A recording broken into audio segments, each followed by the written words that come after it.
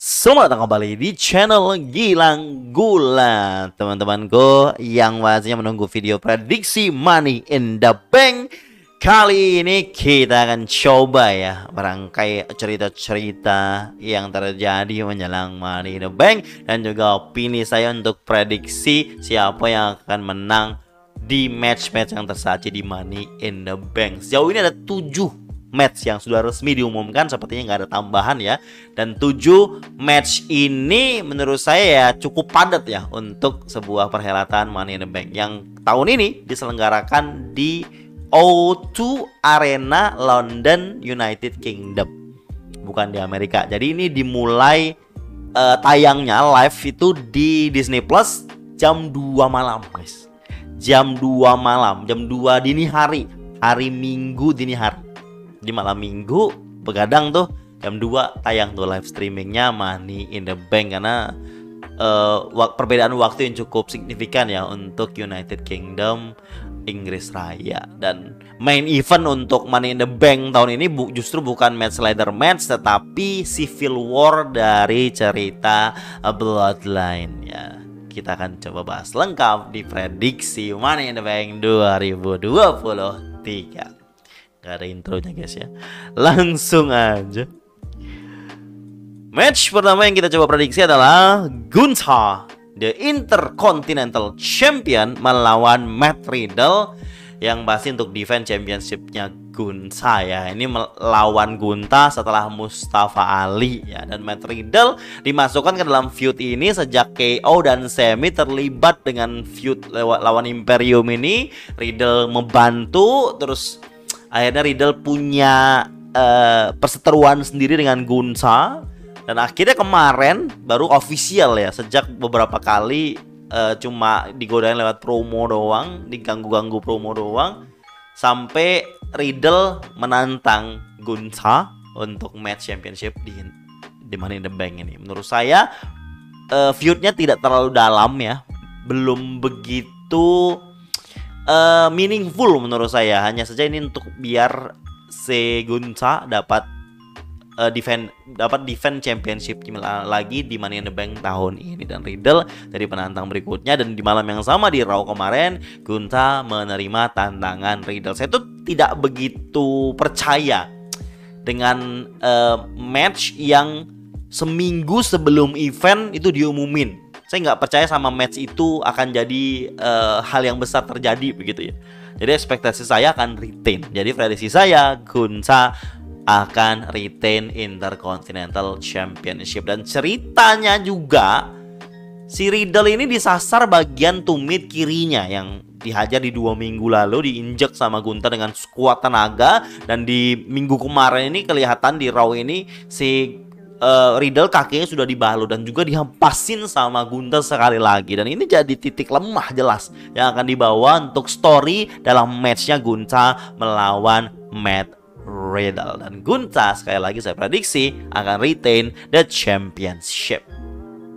Lanjut lagi match yang juga baru diumumkan 2 minggu ya, sekitar hari seminggu lebih lah ya, di episode SmackDown sebelumnya, kalau Ronda Rousey dan Shayna Baszler yang baru saja menjadi Unified Tag Team Women's Champion of WWE, baru aja ngalahin NXT Champion, dia jadi champion tag team woman satu-satunya di WWE, melawan Liv Morgan yang baru aja return dari cederanya bersama Raquel Rodriguez. Jadi inti cerita dari match ini adalah Raquel yang kehilangan title-nya karena Liv Morgan harus off cedera.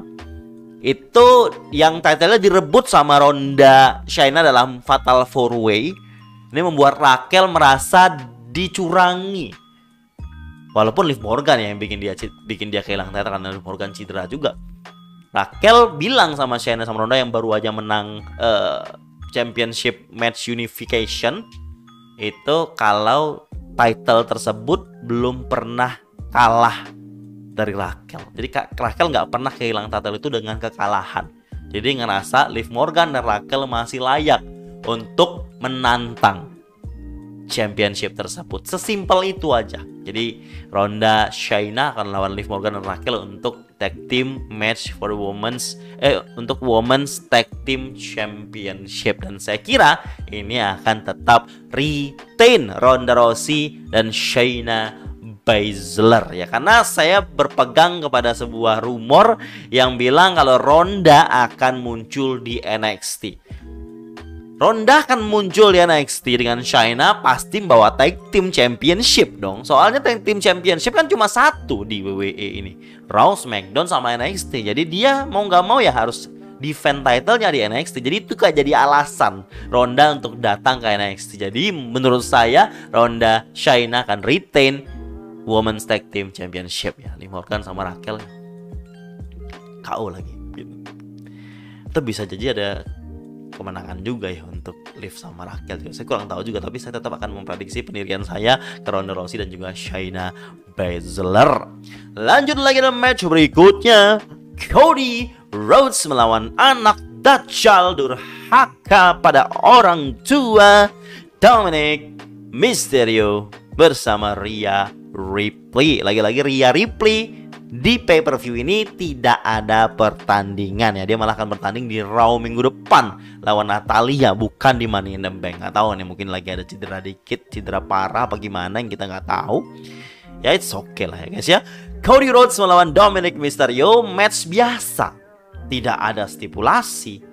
Dan ini sejak awal jadi alasan WWE untuk membuat Cody sibuk dengan anak durhaka ini, karena Brock Lesnar nggak dischedulkan di Money in the Bank. Brock Lesnar posisinya lagi off part-time style ya, yang mana mungkin Brock Lesnar akan kembali lagi untuk trilogi, melengkapi triloginya melawan Cody di SummerSlam. Kan sama nih ya, Cody menang, terus Lesnar menang, terus nanti baru mereka match penentuannya untuk blow off singles blow off rivalry mereka ini ya, untuk mengakhiri rivalry mereka ini di SummerSlam. Kemungkinan itu, karena biasanya Brock akan muncul di event-event besar aja gitu ya.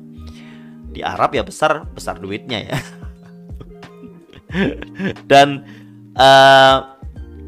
Cody Rhodes lawan Dominic, sejak awal saya sudah pesimis. Tapi WWE di 2 Raw belakangan ini tuh kayak ngusahain kalau ini adalah sebuah highlight pertandingan dari brand Raw gitu loh. Dengan promo-promonya Cody, dengan usilnya Dominic yang tampil terus di setiap Monday Night Raw ya. Diliatin banget kalau Dominic ini ada dominasinya di sini, di brand ini sama Rhea Ripley. Cody pun juga gak henti-hentinya untuk mempromokan match ini yang kita tahu sejak awal ini hanya match tambahan gak penting gitu guys. Tapi WWE tetap berusaha ya namanya juga untuk mempromokan sebuah match ya. Cody Rhodes yang main nih, walaupun lawannya anak Dajjal, tapi tetap dia main di Money in the Bank yang harus dipromokan begitu. Dan ada dugaan yang bisa kita baca ya, kalau kemungkinan ada Brock Lesnar yang akan mengganggu match ini untuk return melanjutkan storyline-nya dengan Cody di SummerSlam. Pertanyaannya, apakah Brock Lesnar mungkin nanti keluar mengganggu match, membuat Cody kalah dari anak Dajjal ini, Dominic, atau dia akan keluar, si Brock Lesnar akan keluar setelah Cody Rhodes menang lawan Dominic begitu. Ini ada 2 kemungkinan yang bisa terjadi. Ini cuma kemungkinan ya guys ya, bukan kepastian ya, karena kepastian hanya milik Allah. Kalau saya agak sulit ya untuk menentukan prediksi saya yang menang siapa, tapi tetap saya masih berpikir kalau Cody nggak akan kalah. Brock Lesnar ganggu, tapi itu akan jadi diskualifikasi. Jadi kalau Brock Lesnar beneran datang, dia ganggu, tapi matchnya akan jadi diskualifikasi karena Brock Lesnar datang menghajar Cody. Match pasti selesai karena matchnya kan normal. Jadi Dominic kalah, diskualifikasi. Cody Rhodes tetap yang menang karena Brock Lesnar menghajar Cody Rhodes. Jadi prediksi saya Cody Rhodes menang. Ya walaupun menangnya mungkin clean ya, tapi tetap prediksi saya Cody Rhodes menang di match ini. Agak gimana ya, akan sangat mengejutkan dan kemungkinannya agak sedikit ya kalau Dominic bisa menang clean, roll up maupun diskualifikasi.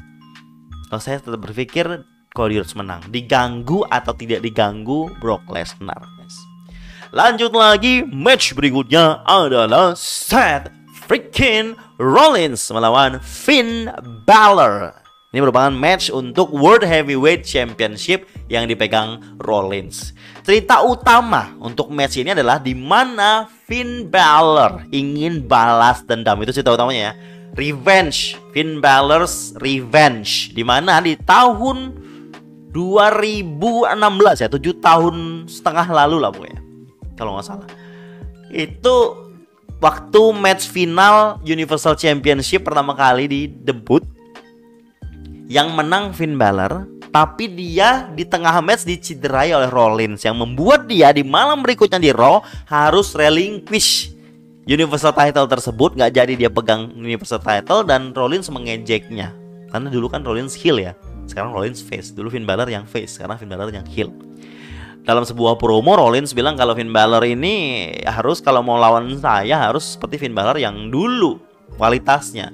Finn Balor bilang enggak, Finn Balor yang dulu sudah mati. Dia bilang saya fokus dengan Finn Balor yang sekarang, yang memang mengandalkan bitterness yang sempat disindir sama Rollins. Dia got bitter, Rollins got better. Bitter itu ya pemarah begitu lah istilahnya. Jadi orangnya pemurung gitu ya.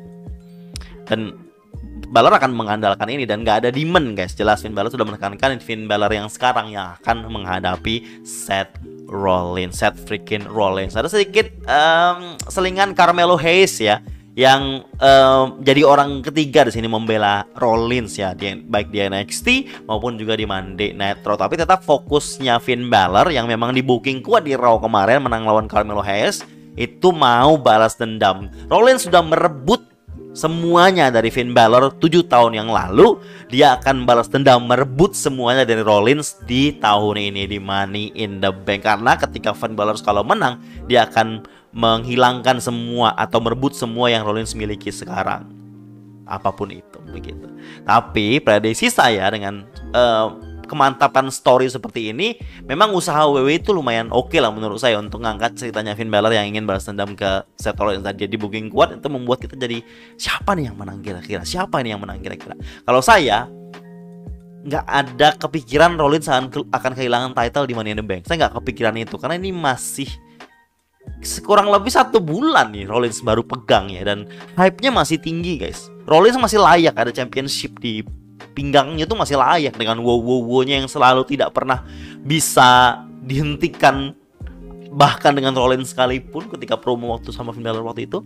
Dan menurut saya Rollins masih layak dan masih akan retain. Prediksi saya Rollins akan tetap retain the championship. Berarti 3 match championship ini saya prediksikan retain ya guys ya. Tapi saya agak ragu dengan Women's Tag Team nih, apakah retain atau tidak, saya nggak tahu. Tapi saya mau prediksi tetap retain guys ya. Lanjut lagi, kita menuju ke Money in the Bank ladder match untuk woman, dimana pesertanya ada Zelina Vega, Becky Lynch, Zoey Stark, Bayley, Io Sky, dan Trish Stratus. Koper putih ini siapapun yang megang akan bisa cash in ke Women's Championship yang manapun ya, yang di SmackDown ataupun yang di Raw. Dari 6 nama ini, yang punya perseteruan, saya pernah bahas ini ya sebelumnya ya di Gula Talk, tapi saya bahas lagi aja. Yang punya perseteruan jelas Becky Lynch melawan Trish Stratus dan Zoey Stark. Terus Bayley, Io Sky yang juga ada sedikit gonjang-ganjing. Yang aman menurut saya yang bukan ya, yang tidak ada story sama sekali itu Zelina Vega. Jadi dia nggak ada hit sama siapapun di sini, nggak ada rival sama siapapun. Dia gitu. Terus andalan saya siapa? Beberapa teman-teman nanya di watch along, di live juga bilang, "Bang, jagoin siapa?" Kalau saya lihat potensinya ada di Io Sky. Io Sky. Dan juga di rumor pun ada yang bilang juga kemungkinan Io Sky. Kenapa bukan Zelina Vega? Saya bilang ya, Zelina Vega itu belum begitu jadi andalan WWE. Dia jadi andalan karena Puerto Rico aja kemarin. Dulu kan Zelina Vega pernah menang Queen of the Ring, tapi nggak jadi apa-apa dianya. Jadi bukti WWE menganggap Zelina Vega ya sesaat doang gitu loh. Puerto Rico kemarin dinaikin tapi tetap kalah juga gitu. Jadi belum layak lah kalau saya bilang Zelina Vega jadi pilihannya WWE untuk Money in the Bank briefcase ini untuk pemenangnya. Terus kenapa bukan Trish Stratus? Trish Stratus lagi ada cerita dengan Becky. Menurut saya akan fokus ke situ. WWE akan fokus ke Trish Stratus dan Becky yang mungkin akan match di SummerSlam. Dia kan kalah sama di Night of Champions kan. si Becky. Mungkin di SummerSlam akan ada match lagi nih mereka. Terus kenapa nggak Zoey Stark? Zoey Stark masih baru banget gitu loh. Menurut saya enggak. Kenapa nggak Becky Lynch? Ya saya bilang tadi sama Trish Stratus dia masih nih. Trish Stratus nggak akan tinggal diam kalau Becky menang gitu. Ini pikiran saya guys ya. Kenapa nggak Bayley itu? Bayley sudah pernah sih ya menang dan cash in juga berhasil gitu. Bayley mungkin akan mengganggu Io Sky. Pasti akan ada intrik Bayley sama Io Sky ini ada persaingan gitu loh. Tapi entah bagaimana ya, nanti saya nggak tahu prediksi bagaimana pertandingannya berjalan. Tetapi saya ingin dan saya prediksi Io Sky yang layak dan saya prediksi menang koper Money in the Bank tahun ini. Bisa jadi Zelina ya, bisa jadi Zelina. Tapi saya tetap jagoin Io Sky. Io Sky. Lanjut lagi. Match Men's Money in the Bank. Ricochet, Shinsuke Nakamura, LA Knight, Santos Escobar, Butch, dan Damian Priest serta ditambah Logan Paul. Ini nih match Money in the Bank yang cukup meragukan dan cukup membuat saya bingung. Apa yang mungkin terjadi? Apa yang bisa saya prediksi? Jujur, yang saya inginkan sejak awal LA Knight yang akan menang koper Money in the Bank. Itu keinginan saya. Itu yang mau saya lihat dengan menonton begadang Money in the Bank 2023 ini. Itu yang ingin saya lihat guys. Kemenangannya LA Knight. Kenapa? Sejak LA Knight sudah balik ke LA Knight, penonton tuh seneng. Walaupun dia heel gitu, cara dia promo, cara dia guide bagaimana menarik perhatian penonton, slogan tagline-nya dia, itu hal yang cukup menghibur dan semua penonton suka. Bukti penonton suka setiap dia datang beberapa belakangan ini di-cheer sebesar-besaran padahal dia heel. Dan banyak sekali reviewers menganggap ini waktunya WWE ini untuk naikin LA Knight, ini saatnya gitu. Kapan lagi? Itu jadi keyakinan saya sampai sebelum Logan Paul muncul dan mengumumkan kalau dia masuk Money in the Bank. Saya nggak melihat Damian Priest, saya bahkan nggak ngelihat Shinsuke Nakamura ataupun Ricochet, kayaknya nggak bakalan. Apalagi Santos dan Butch pasti akan jadi tambahan doang. Nah, keraguannya ada di LA Knight sama Logan Paul ini gitu. Cerita untuk match ini mereka ya kualifikasi, cuma Logan Paul aja yang seminggu sebelum ini mengumumkan begitu, dia masuk aja gitu, nggak ada kualifikasi, dia nggak harus match gitu, nggak harus match untuk masuk Money in the Bank. Dia langsung ngomong karena dia mega star, sosial media mega star, dia masuk ya udah langsung dia. Nah ini yang jadi saya ragu loh kan, Palatol LA Knight.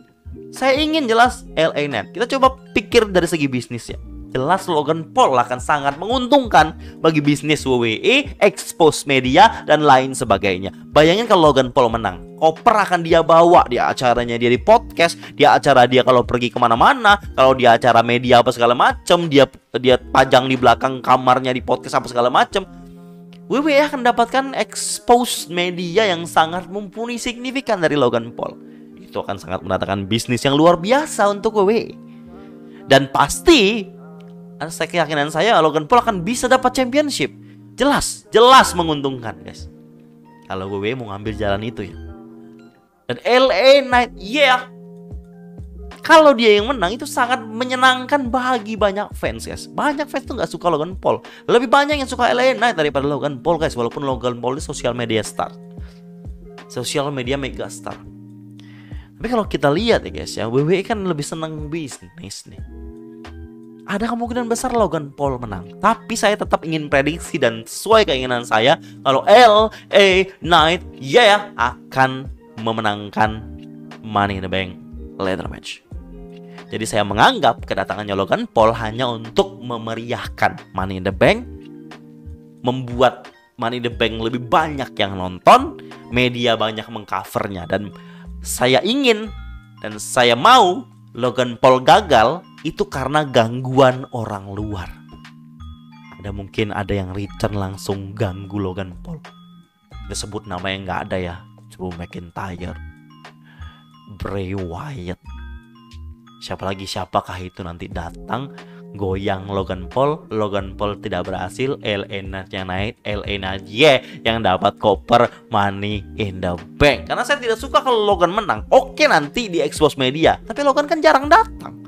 Dia kan part timer, dia kan jarang bawa koper memperlihatkan ke semua orang apa segala macam. Akan sangat sulit untuk ngatur jadwalnya untuk dia memberikan kita sebuah excitement ketika mau cash in nggak jadi, mau cash in nggak jadi, itu loh guys ya. Itu yang saya ingin. Saya kan sering ngomong kalau saya pengen pemenang Money in the Bank itu cash in-nya jangan langsung di malam yang sama. Dia harus membawa itu kayak Austin Theory itu loh. Mau ngancam cash in itu kan jadi cerita yang lebih menarik disimak. Excitement yang didapat gitu loh ketika dia datang. Beberapa kali cash in gagal kan si Austin Theory. Cuma endingnya aja yang menyebalkan. Dia cash in-nya ke United States dan gagal gitu. Itu. Dan sekali lagi prediksi saya adalah LA Knight karena keinginan saya LA Knight pantas mendapatkan. Gimmick koper akan sering dibawa dengan promo LA Knight yang mantap, dan tidak ada part timer yang akan membawa koper keluar WWE walaupun untuk media. Tapi sekali lagi dari segi bisnis memang menang Logan Paul. Memang Logan Paul menang kemana-mana. Tapi WWE kalau punya rencana jangka panjang untuk storyline dan menyenangkan fansnya, untuk nge-push salah satu orang masa depan, ya LA Knight Sejauh ini emang LA Knight ya menurut saya. Tapi kalau memang Vince McMahon sudah, Tony Khan sudah ikut campur dan menentukan, sudahlah guys ya, bodoh amat lah. Jelas ini yang saya ingin saya lihat, kemenangannya LA Knight di Money in the Bank.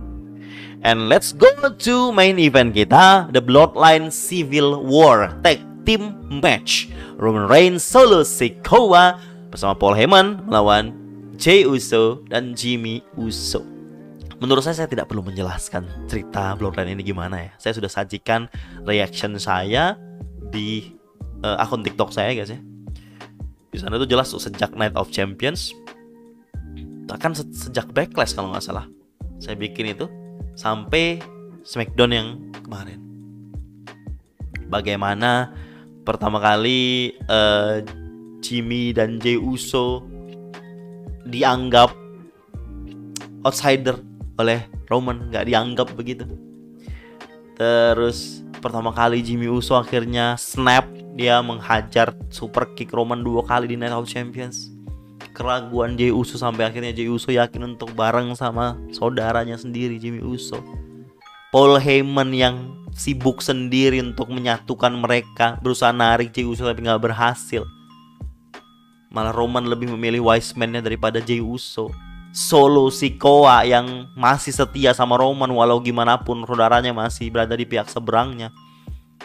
Dan ini cerita Bloodline ini sebuah hal besar terjadi match tag team ini. Kayak memang peperangan ini sudah terprediksi oleh Cody di promonya menjelang WrestleMania, kalau Roman akan jadi the chief without a tribe and Roman with no more reigns.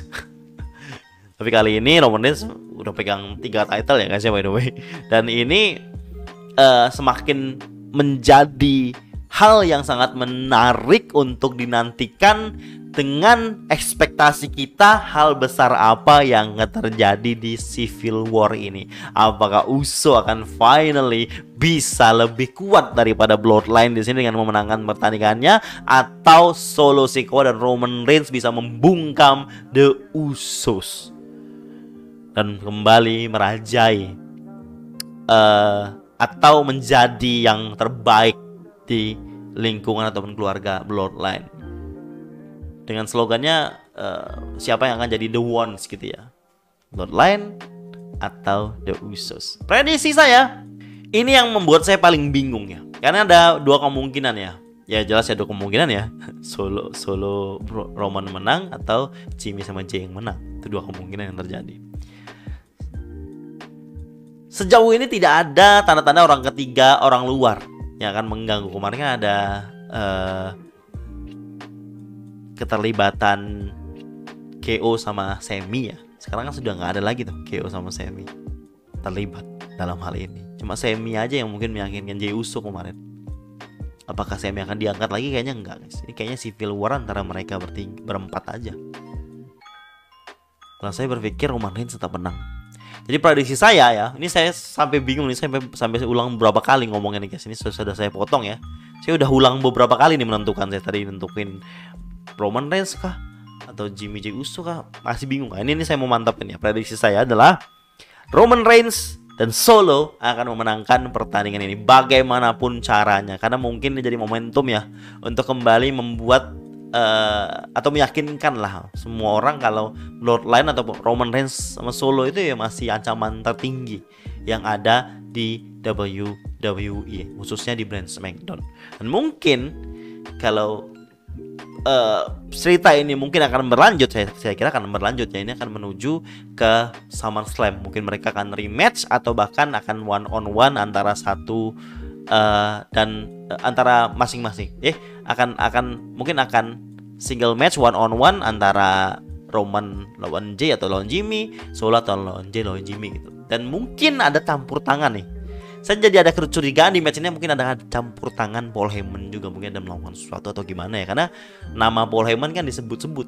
Walaupun saya pengen Jimmy sama Jay itu tetap menang guys, karena ini momentum mereka untuk memperlihatkan kalau Uso tuh kuat gitu loh, bisa ngalahin Bloodline yang ngalahin Roman sama Solo yang menindas mereka, Roman yang selalu menindas mereka. Jadi kayak pembuktian Jay sama Jimmy untuk bisa nunjukin kalau dia tuh bisa ngalahin kalian nih, malahin Solo sama Roman nih dalam tag team match ini. Ini momentum untuk Jimmy sama Jay. Tapi entah kenapa saya maunya memprediksi Bloodline Roman Reigns sama Solo ini menang di sini. Terus saya nggak tahu ya guys apa yang terjadi nanti guys ya. Tapi kalau official secara resmi prediksi saya adalah Roman dan Solo yang memenangkan Bloodline Civil War. And that's it, prediksi saya untuk Money in the Bank tahun 2023. Kalau ada yang salah, kalau ada yang benar, ya dimaafkan ya, namanya juga dimaklumilah, namanya juga prediksi. Teman-teman kalau punya prediksi juga silahkan cantumkan di kolom komentar. Terima kasih buat yang selalu menonton video-video saya, and thank you.